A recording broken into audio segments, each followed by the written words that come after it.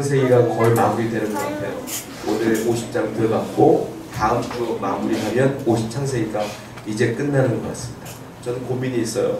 창세기가 마무리되어지면 어떤 말씀을 설교를 할까 이 고민을 계속하고 있거든요. 여러분들 기도해 주십시오. 제가 하나님께서 주시는 말씀을 가지고 준비해야 되니까요. 오늘 말씀은 창세기 마지막 장 50장입니다. 성경 가운데 장수로 보면 창세기가 제일 길어요. 그러니까 1장부터 우리 50장까지 보게 되는 건데요. 쉽게 말하면 1장은 시작이죠. 뭐든지 1장은 시작입니다. 50장은 마무리죠. 1장은 시작이요, 50장은 마무리인데 이게 참 기가 막힌 의미가 있어요. 왜냐하면 창세기 1장은 주제가 뭔 줄 아시죠? 하나님이 천지를 창조하셨습니다. 그래서 1장의 주제는 창조예요. 그럼 50장의 주제는 뭘까요? 오늘의 주제는 여러분 봐서 알겠지만 야곱이 죽고 그 아들 요셉이 장례를 치르는 거예요. 그러니까 야곱의 장례란 말이에요. 끝이죠. 끝인데 이게 또 놀라운 의미가 있어요. 무슨 의미냐면, 자, 하나님이 창세기 1장을 보면 창조를 했잖아요. 근데 50장을 보면 야곱이 유언을 남겼어요. 야, 나는 여기서 죽기 싫다. 내 시신을 가져다가 애굽에 묻지 말고 하나님이 약속하신 땅 가나안으로 나를 데리고 가서 거기에 묻어다오. 막벨라 물에 묻어다오. 이 얘기를 했잖아요. 그래서 지금 야곱은 죽은 뒤에 가나안 땅에 들어가서 묻히는 거예요. 이게 엄청난 은혜가 있어요. 왜냐하면 가나안 땅이 뭐예요? 하나님이 준 땅이잖아요. 하나님이 약속한 땅이잖아요. 자, 저와 여러분들에게 약속한 곳이 있어요. 어디입니까? 가나안 땅을 약속했어요. 거기가 어디예요? 천국이잖아요. 이게 의미가 있어요. 뭐냐? 처음 창세기 1장은 하나님의 세상을 창조하신 거예요. 50장은 뭐냐? 야곱이 죽어서 다시 하나님의 약속하신 가나안 땅으로 들어가는 거예요. 이게 끝이 아니에요. 들어가는 거예요. 그래서 창세기 1장은 창조요, 창세기 50장은 새 창조다. 끝이 아니라 이게 처음과 끝이 연결되어지는 게 창세기입니다. 창세기가요 얼마나 중요한 책이냐 하면, 창세기를 보면 맨 처음에 창조가 나와요. 그리고 인간이 타락하는 장면이 3장에 나와요. 그리고 인간이 타락했을 때 하나님이 그들에게 가죽옷을 입혀드리잖아요. 용서해 주는 거예요. 이게 가면 보면 창조가 나오죠, 타락이 나오죠, 그리고 구원이 나오죠. 거기다 12장부터 누가 나오냐면 아브라함이 나와요. 아브라함부터 지금 50장이 야곱이 죽고 요셉이 이제 50장 마지막 전에 죽어요. 요셉이 죽음과 동시에 출애굽이 들어가는 거거든요. 그러니까 믿음의 조상들이 쭉 나오잖아요. 그러니까 창세기는 어떤 의미냐면 인간이 탄생과 어떻게 만들어졌는지, 어떻게 타락했는지, 어떻게 용서받았는지, 믿음이 무엇인지에 대한 주제가 막 나오는데 구체적으로는 안 나와요. 무슨 말이냐? 씨앗. 한 나무의 열매가 되면 씨앗이 필요하지 않습니까? 씨앗 형태로 등장하는 게 창세기다. 그러니까 이게 굉장히 중요한 거예요. 왜냐면 이것이 씨앗이 되어서 나중에 신약 성경에 보면 예수님이 오시고 진짜 구원이 이루어지고 그러니까 요한계시록 천국이 나오고 이게 다 나오는 거예요. 창세기가요 성경 중에 가장 중요한 책이라고 보면 돼요. 그래서 사단은 창세기를 못 믿게 하려고 애를 씁니다. 그럼 뭐라고 말합니까? 야, 무슨 말이냐? 어떻게 말씀으로 해가 탄생되느냐? 그러면 전설이다. 이건 하나님이 만드신 것이 아니라 전설이다. 헛맹랑한 일이다. 라고 사람들의 입을 통해 우리에게 공격을 해요. 왜냐? 창세기가 씨앗 형태로 등장하기 때문에 이것이 무너져 버리면 열매가 없거든요. 창세기는 중요한 책이에요. 우리는 1장부터 50장까지 마무리를 하게 되면서 창세기를 다 보게 돼요. 그런데 특별히 성경에 나오는 장례식 가운데 가장 긴 장례식이 어디냐? 오늘 본문입니다. 장례식이 나오긴 해요, 딴 데도. 그런데 오늘 본문의 창세기 50장부터 1절부터 13절까지 굉장히 많은 공간을 할애해서 야곱의 장례식을 이야기하고 있어요. 왜 그럴까요? 이 장례식이 중요하기 때문에 그렇습니다. 중요하다는 것은 의미가 있다는 거 아니겠어요? 그 의미를 오늘 살펴보려고 그러는데 세 가지를 살펴볼 거예요. 첫 번째로는 이 장례식을 치르는 주인공이 누구냐? 요셉이 이 모든 걸 치릅니다. 요셉이 이 장례를, 아버지 장례를 치를 때 태도가 나오고요. 두 번째로는 요셉이 장례를 치는데 굉장히 지혜롭게 치러요. 요셉의 지혜를 볼 수 있을 것 같아요. 그리고 마지막에는 도대체 이 야곱의 장례식이 어떤 영적인 의미를 갖고 있기에 기냐 이거죠. 영적인 의미를 살펴보려고 그래요. 첫 번째, 요셉이 이 아버지 장례를 치르는 요셉의 태도가 나옵니다. 자, 본문 말씀은 아니지만 한번 읽어볼게요. 창세기 46장 4절 한번 보겠습니다. 자, 앞에 본문 나와 있습니다. 한번 읽어보겠습니다. 시작. 내가 너와 함께 다시 올라올 것이며 요셉이 그의 손으로 내 눈을 감기라 하였다. 자, 이게 무슨 말이냐면 하나님께서 야곱에게 하신 말씀이에요. 야곱이 죽기 전에 뭐라고 말씀하셨느냐면 야, 네가 죽으면 너의 눈을 감기는 자가 요셉이다 라는 얘기를 하신 거예요. 근데 이 말씀이 실현되죠. 자, 본문 창세기 50장 1절입니다. 한번 읽어보겠습니다. 시작. 요셉이 그의 아버지 얼굴에 굽으려 울며 입 맞추고 결국 이 장례를 치르고 아버지의 눈을 감긴 자가 누구냐? 요셉이다. 하나님 말씀이 어떻게 됐느냐? 이루어졌다. 창세기 말씀은 기가 막혀요. 하나님이 예언하고 말씀하시고 언약하고 약속하신 모든 것들은 다 이루어져요. 여러분들에게 하나님 약속하신 건 다 이루어져요. 이걸 믿으시기 바라요. 이걸 못 믿을 때 불평이 생기고, 이걸 못 믿을 때 원망이 생기고, 이걸 못 믿을 때 불안하고 두렵고 떨리고 그러는 거예요. 하나님 말씀은 다 이루어진다는 믿음이 저와 여러분 가운데 다시 한번 확인되기를 축복합니다. 이 말씀이 이루어졌다는 거예요. 그래서 요셉이 아버지의 눈을 감겼다. 이게 요셉이 이제 아버지를 장례를 치는 태도가 첫 번째가 나와요. 두 번째가 뭐냐면, 자, 아까 읽었던 말씀 50장 1절을 보면 요셉이 어떻게 했어요? 아버지 얼굴에 자기 허리를 굽으려 갖고 어떻게 해요? 울며 입 맞추고. 한 절은 딱 요약됐죠. 울면서 아버지에게 입 맞추는 거예요. 자, 무슨 말입니까? 울면서 아버지 볼에 입 맞췄다는 게 무슨 의미예요? 요셉이 아버지를 사랑했다는 거예요. 그 요셉이 아버지를 존경했다는 거예요.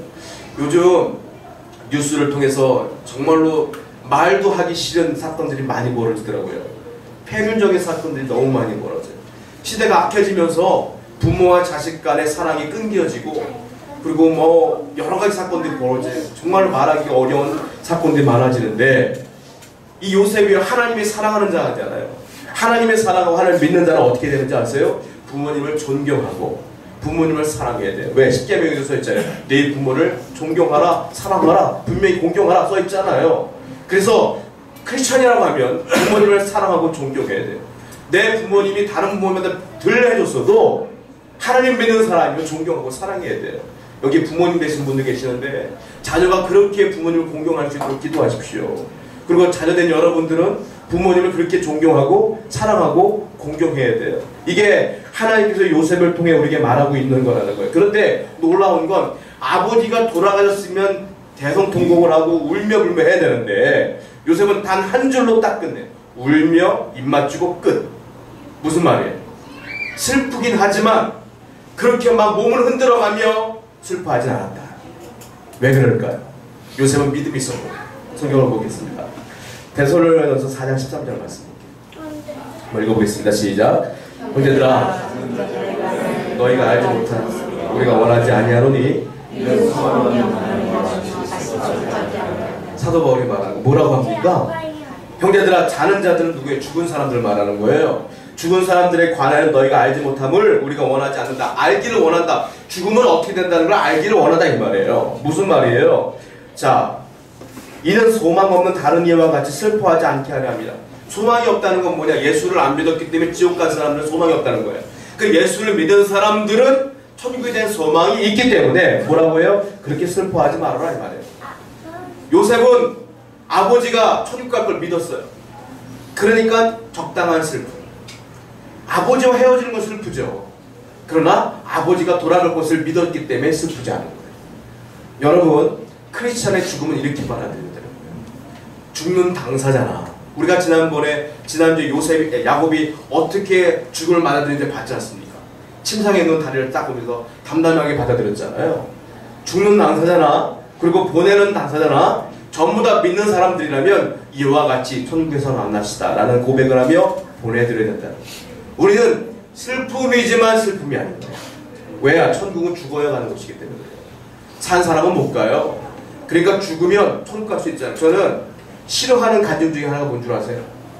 제가 예전에 그 여러 가지 간증들이 있는데 뭐 사고가 나면 나만 살았다 막 이런 간증들이 많잖아요. 저는 젊었을 때 그런 생각을 해봤어요. 사고가 나면 다른 사람 다 죽었는데 나만 살았어. 이게 과연 은혜일까? 아니, 천국은 죽어야 가는 곳 아니에요.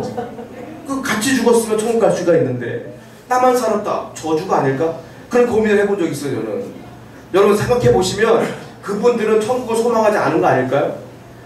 뭐 어려운 말일까요? 제가 그런 고민을 해봤어요. 그래서 죽는 사람들은 하나님께서 죽음을 우리에게 허락하시면 잘 받아들이는 것도 은혜다.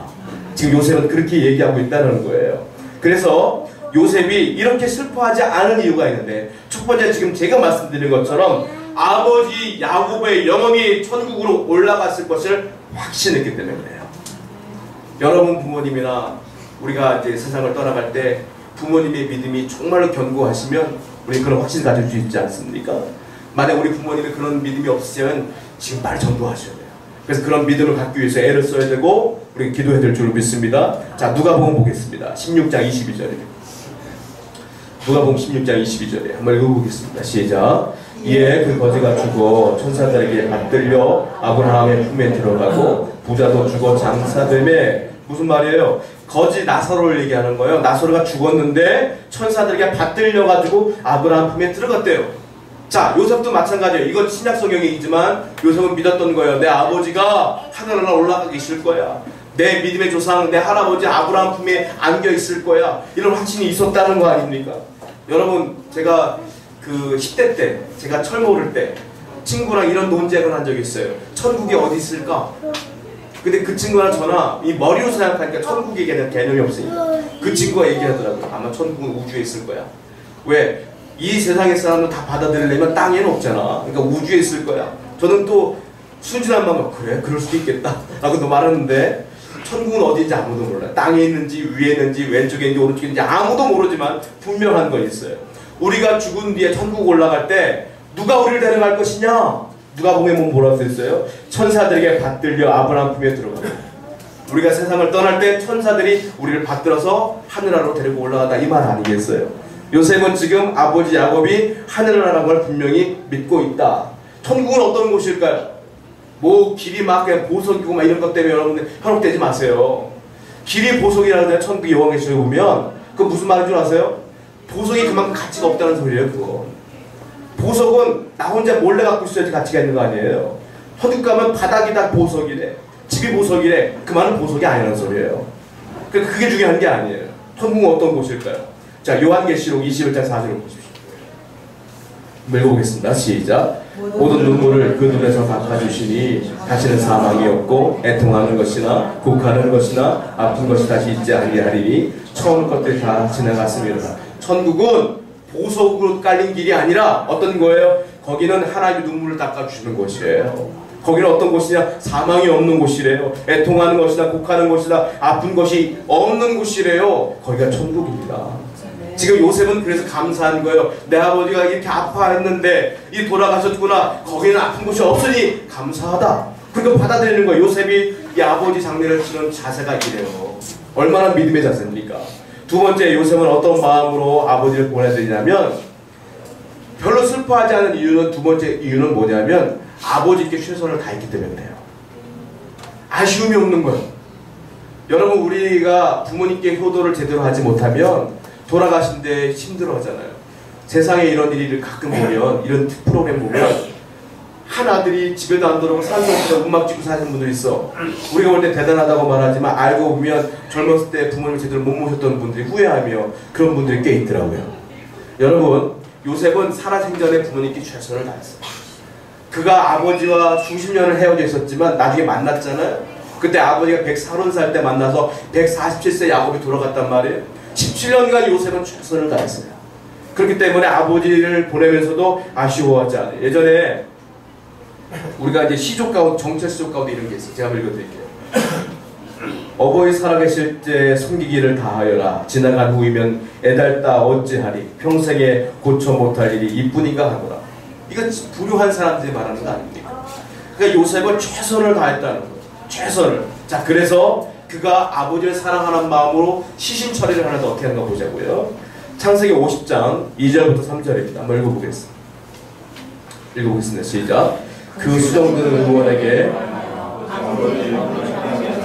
의원이 이스라엘에게 그대로 가되 40일이 걸렸으니 향으로 처리하는 데는 이 날수가 걸림이며 애굽 사람들은 70일 동안 그를 위하여 곡하였더라. 자, 보면 아버지 시신에 향 처리를 해요. 요셉이 며칠을 했냐면 40일을 향 처리를 했어요. 여러분, 우리가 알고 있는 미라 아시죠? 미라가 어느 나라에 있는 겁니까? 이집트에 있는 거잖아요. 지금 애굽이 어디에? 이집트잖아요. 그러니까 그러니까 야곱, 요셉이 애굽의 총리였잖아요. 향처리 한다는 게 뭐냐면 미라 만드는 거예요. 한마디로. 그 시신을 썩지 않게 하기 위하여 40일 동안 향처리하고 거기다가 3배로 싸면 그게 미라가 되는 거예요. 근데 3배로 쌓지는 않죠. 요셉은 아버지에 대한 그 최선에 대한 존경과 사랑을 표현하고 있는 거예요. 향처리를 그렇게 하고, 그리고 뭐라고 했냐면은 애굽 사람들이 그 총리의 아버지가 돌아가시니까 그 국장을 치르는데 며칠을 애곡하냐면 몇이라고 했습니까? 70일을 애곡해요. 이게 대단한 거예요. 왜냐하면 당시 바로 왕이 죽으면 며칠을 애곡하냐면 72일을 해요. 그런데 지금 요셉의 아버지 야곱이 죽었을 때 70일을 해요. 그러니까 바로에 버금갈 정도로 애곡을 하는 거예요. 그러니까 얼마나 야곱을 존경하고 사랑하고 온 백성들이 그렇게 사랑했는가를 눈에 보이는 거 아닙니까?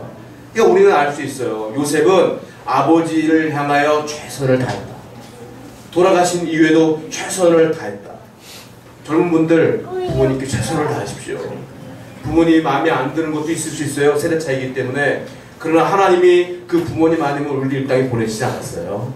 최선을 다하시고 존경하고 사랑하는 것, 그것이 믿는 사람들의 삶인 줄로 믿습니다. 지금 요셉은 그렇게 살았어요. 자, 그리고 또 하나 생각해야 할 게 있는데, 이 장례를 치르는데 요셉이요 상당히 지혜롭게 치릅니다. 자, 성경을 보겠습니다. 창세기 50장 2절 말씀 다시 한번 읽어볼게요. 시작.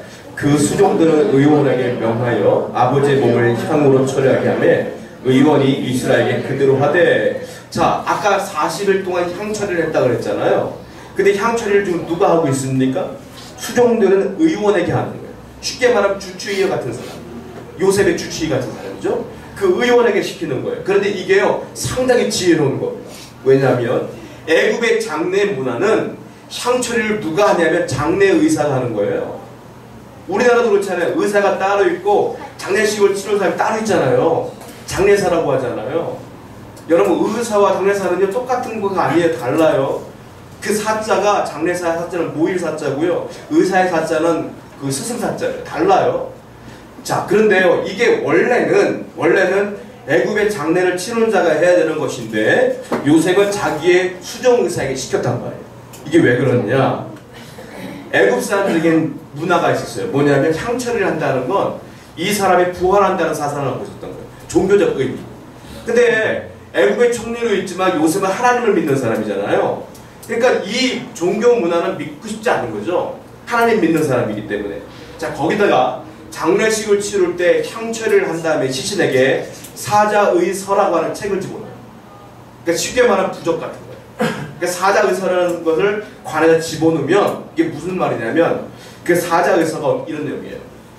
애굽에 있는 신이 있단 말이에요. 신이 있는데 그 사자의서에는 뭐라고 써있느냐면 죽은 사람의 시신의 심장의 무게와 그리고 그 신의 깃털이 있는데 깃털의 무게를 비교를 해서 깃털보다 심장의 무게가 무거우면 죄가 많은 거예요. 이 사람은 지옥 가는 거예요. 그들의 입장에서 볼 때. 그런 종교의식 가운데 향처리를 하고 사자의서를 집어넣는 거예요. 그러니까 요셉의 입장에서 볼 때 이게 마음에 안 들죠. 하나님 믿는 사람인데. 그러니까 아버지 시신을 장례식에 맡겨버리면 사자의서가 그 시신에 들어가는 거예요. 그러면 그렇게 종교행위가 들어가는 거잖아요. 그래서 그걸 방지하고자 그 불협화음을 나타내지 않고 조용히 자기의 주치의를 불러다가 네가 해라. 그런 거예요. 그리고 사자의서는 빼라. 내 아버지는 죽은 자의 명단에 들어갈 뿐이 아니다. 내 아버지는 하나님의 생명책에 기록될 뿐인데 이게 사자의서가 무슨 소용이냐? 소용없다. 빼라. 그래서 몰래 자기 의사에게 지혜롭게 처리한 거예요. 그래서 요셉의 아버지 야곱의 시에는 그런 종교 행위적인 부분이 하나도 없다. 그래서 요셉은 이 믿음을 지킨 것이다. 얼마나 지혜롭습니까? 거기다가 또 지혜가 나와요. 어떤 거냐면 창세기 50장 말씀 보겠습니다. 50장 4절부터 5절 말씀 볼게요. 읽어보겠습니다. 시작. 곡하는 귀한 시간에 원하건대 바로의 귀에 아르기를 우리 아버지가 나로 맹세하게 하여 이르되 내가 죽거든 가나안 땅에 내가 파놓은 묘실에 나를 장사하라 하였나니 나로 올라가서 아버지를 장사하게 하소서 내가 다시 오리라 하라 하였더니. 자, 요셉은 알다시피 바로의 총리로서 두 번째 권력자예요. 그러면 바로를 만나고 싶을 때 마음대로 만날 수 있는 사람이 요셉이에요. 그렇지 않아요? 근데 요셉이요, 아버지 시신을 가나안 땅에 묻어가려고 그 시신을 옮겨가려고 하는데 바로 만나서 왕이시여, 내가 아버지 유언이 있으니까 내 가나안 땅으로 들어가서 아버지 시신을 묻고 오겠습니다 라고 말하면 됩니다. 근데 요셉은 그렇게 하지 않습니다. 어떻게 하냐면 오늘날 우리도 타국으로 갈 때는 절차가 있지 않습니까? 이 당시도 그랬던 거예요. 애굽이 그 당시에 굉장히 좋은 나라였기 때문에 그 모든 것들을 담당하는 절차가 있어요. 그래서 그 절차를 무너뜨리지 않기 위해서 이 요셉이 바로를 찾아가지 않고 바로 궁에 있는 신하들을 만나요. 그래서 뭐라고 말하냐면 우리 아버지가 이런 유언이 있었기 때문에 내가 가는데 너희가 나를 좋게 보지 않았느냐, 또 나 때문에 니네 살았지 않느냐, 그러니까 너희가 대신 바로에게 얘기했다고. 그러니까 이게요, 절차를 뛰어넘어가면 이게 싸움이 나지 않습니까? 이 지혜롭게 잘 넘어가요. 그러니까는 요셉이 자기 권력을 뭐 많은 사람들한테 누리게 하거나 뭐 누르거나 그러지 않아요. 그러니까 이것이 아주 스무스하게 넘어가면서 바로가 뭐라고 말하냐면 이렇게 결론을 내죠. 뭐라고 말하냐면 50장 6절을 보십시오. 읽어보겠습니다. 시작. 바로가 이르되 그가 내게 시킨 맹세대로 올라가서 내 아버지를 장사하라. 명확합니다. 장사해라. 그러니까 너무 깔끔하게 일이 마무리돼요. 그런데 요셉이 뭐라고 말하냐면 이렇게까지 얘기하죠. 자, 5절 후반과 8절에 보면 이렇게 써있어요. 내가 다시 올 겁니다. 그런데 뭐라고 말하냐면 대신에 어린 아이들과 양떼와 소떼는 고대 땅에 남겨놓고 갈게요. 무슨 말이에요? 여러분, 내가 가나안 땅으로 가는데 내 아이들이 애굽에 있어요. 돌아올 거예요? 안 올 거예요? 돌아오셔야 되죠. 그러니까 이 말은 무슨 말이냐면 바로가 떠날 것 같으니까 불안할 거 아니에요. 아니에요 왕, 내가 돌아올 겁니다. 대신에 우리 아이들 놓고 갈게요.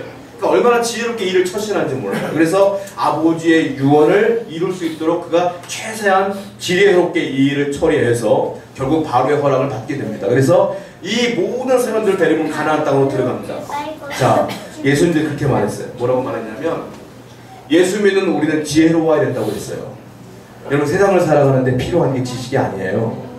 지식은 공부 열심히 하는 사람들은 지식을 쌓을 수 있어요. 요셉이 지식이 많았을까요? 저는 장담컨대 그렇게 많지 않았습니다. 왜냐? 요셉은 17살 때 노예로 팔려갔던 사람이에요. 17살에 노예로 팔려간 사람이 공부할 수 있겠어요? 그 사람 공부 못했어요. 요셉은 공부 못했고, 그리고 굉장히 노예로서 역할을 감당하다 감옥 갔잖아요. 나중에 감옥에서 무슨 공부를 합니까? 근데 그가 갑자기 감옥에다 총리가 됐잖아요. 지식은 짧을지 몰라도 그에게 하나님이 지혜를 주신 거예요. 지식과 지혜는 달라요. 지식은 내가 지식을 쌓는 거지만 지혜는 그 쌓은 지식을 활용하는 게 지혜예요. 지혜는 하나님이 주시는 거예요. 요셉이 그 지혜를 주셨다. 성경에 이렇게 써 있습니다. 성경을 볼게요. 마태복음 10장 16절 읽어보겠습니다. 시작. 보라, 내가 너희를 보냄이 양을 이리 가운데로 보낸 것 같도다. 그러므로 너희는 뱀같이 지혜롭고 비둘기같이 순결하라. 세상을 살아가는 우리는 뱀같이 지혜로워야 되고요, 비둘기같이 순결해야 돼요. 세상의 사람도 지혜로워요. 세상 사람들이 지혜로우니까 그 지혜를 가지고 악용할 때가 많아요. 이거는 세상의 지혜. 근데 천국의 지혜는 뭐라고 썼어요? 뱀같이 지혜롭고 비둘기같이 순결해라. 하나님이 주신 지혜는 주위 사람들에게 피해를 주면 안 되는 거예요. 하나님이 주신 지혜는 하나님의 뜻을 이루는 데 사용해야 되는 거예요. 그것이 하나님 말씀하신 지혜다라는 거예요. 자, 그래서 성경에 보면 지혜를 구하라고 계속 말하고 있잖아요. 야고보서 말씀 보겠습니다. 야고보서 1장 5절입니다. 읽어보겠습니다. 시작. 너희 중에 누구든지 지혜가 부족하거든 모든 사람에게 후히 주시고 꾸짖지 아니하시는 하나님께 구하라. 그리하면 주시리라. 하나님의 지혜를 구하라고 분명히 써있어요. 여러분, 그래서 하나님의 지혜를 구해야 된다. 젊은 분들이 세상 살아가는데 믿음이 중요합니다. 두 번째 중요한 게 지혜입니다. 여러분이 세상에 성공하려면 하늘의 지혜를 구해야 될 줄로 믿습니다. 그러면 하나님께 신실하게 기회를 구해야 됩니다. 요셉은 지혜 때문에 이 모든 것들을 아주 아름답게 끝내고 있어요. 자, 마지막으로 우리가 살펴볼 게 이 장례식 예표하는 게 무엇일까를 볼 필요가 있을 것 같아요. 본문으로 돌아옵니다. 창세기 50장 7절부터 8절입니다. 읽어보겠습니다. 시작. 요셉이 자기 아버지를 장사하러 올라가니 바로의 모든 신하와 바로 그의 원로들과 요셉의 온 집과 그의 형제들과 그의 아버지의 집이 그와 함께 올라가고 그들의 어린아이들과 양떼와 소떼만 고센 땅에 남겼습니다. 8절에 보면 어린아이들과 소떼와 양떼만 남겨뒀다고 써있어요. 분명히. 자, 그리고 가는데 이제 드디어 올라가는데 누가 올라가느냐? 요셉이 올라가고요. 그리고 바로의 모든 신하가 같이 동행해요. 8, 7절에 보니까 또 궁의 원로들도 같이 가요. 애굽 사람들이 사람들. 그 애굽 땅의 모든 원로가 함께 가요. 참 이게 놀라운 일이지 않습니까? 이게. 그 사람들 하나님 믿는 사람들이 아니에요. 요셉 따라서 함께 가는 거예요. 그 사람들이 가는데 50장 9절 보세요. 또 뭐가 가느냐? 50장 9절입니다. 시작. 병거와 기병이 요셉을 따라 올라가니 그때가 12컸다.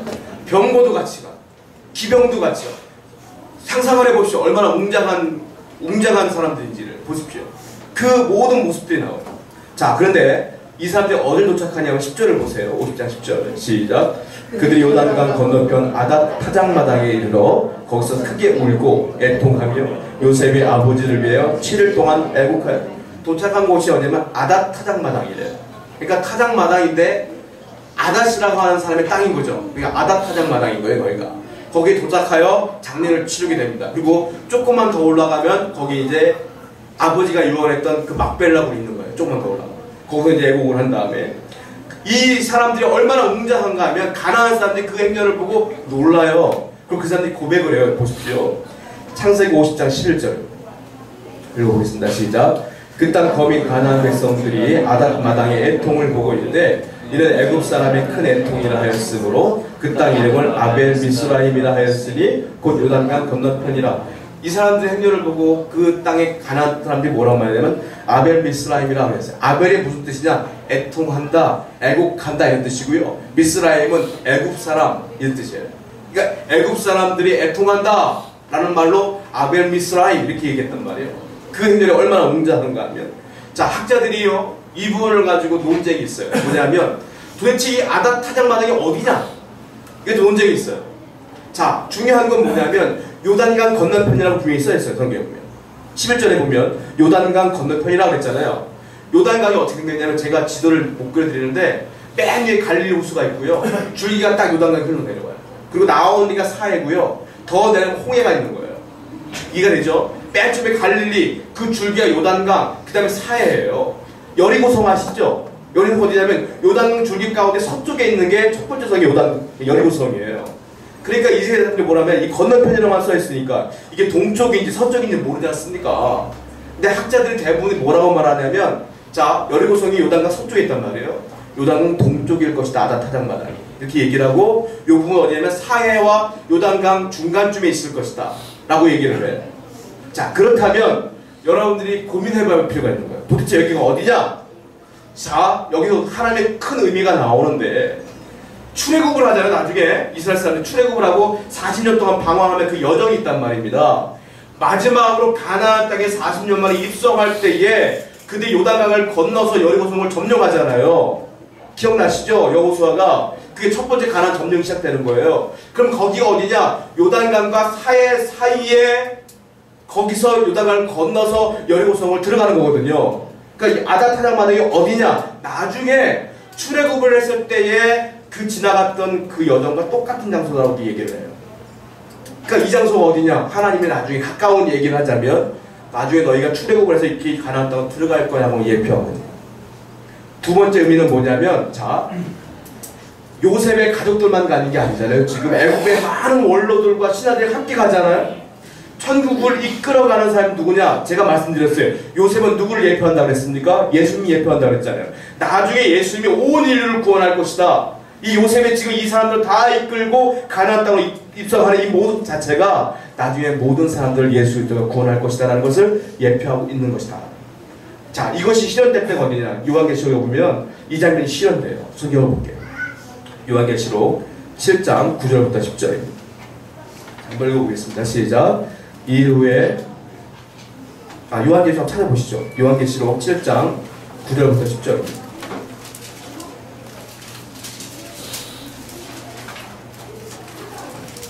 계시록 7장 9절부터 10절입니다.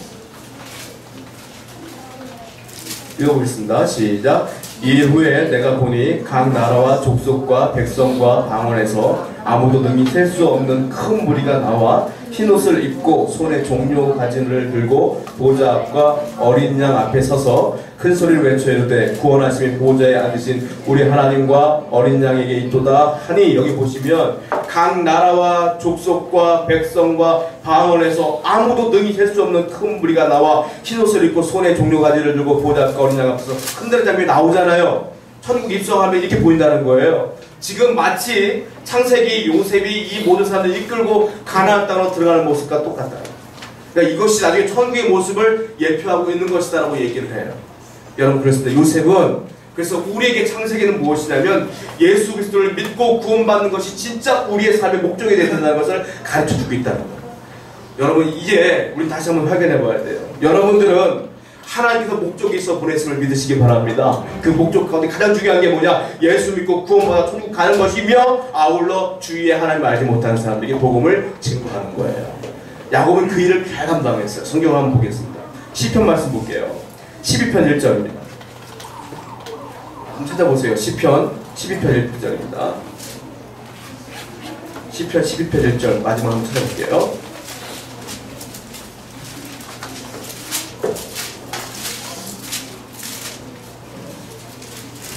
시편 12편 1절입니다. 읽어보겠습니다. 시작. 여호와여 도우소서. 경건한 자가 끊어지며 충실한 자들이 인생 중에 없어지나이다. 이게 애통하는 겁니다. 무슨 말이냐? 여호와여 도와주옵소서. 경건한 자가 자꾸 없어집니다. 경건한 자가 자꾸 끊어집니다. 충실한 자들이 자꾸 인생 중에 없어집니다. 무슨 말이에요? 안타까운 거잖아요. 여러분, 하나님 믿는 사람들이 이 땅에 자꾸 없어지면 안타까워야 돼요. 왜? 그분들이 있어야 전도가 가능하거든요.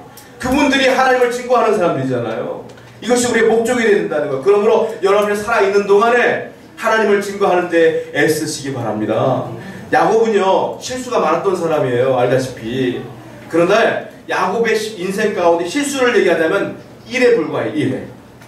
야곱 때문에 온 인류가 구원받아요. 요셉을 낳았고 그가 믿음을 잘 전살했기 때문에. 그러므로 야곱이 잘한 건 만 정도 돼요. 만. 우리는 잘못 알고 있는 게 야곱의 실수만 적용할 때가 많아. 1. 여러분, 많이 좋은데 1 하나 안다고 해서 그 야곱이 나쁜 사람입니까? 그렇지 않잖아요. 야곱은요, 이 믿음을 전수하기 위해 전달하기 위해 애를 썼던 사람이 야곱이다. 여러분, 이 믿음의 전달을 위해 애쓰시는 저와 여러분들에게 축원드립니다. 그럴 때 놀라운 축복이 여러분 가운데 있기를 바랍니다. 우리 말씀을 기억하며 찬양하겠습니다. 찬송가 504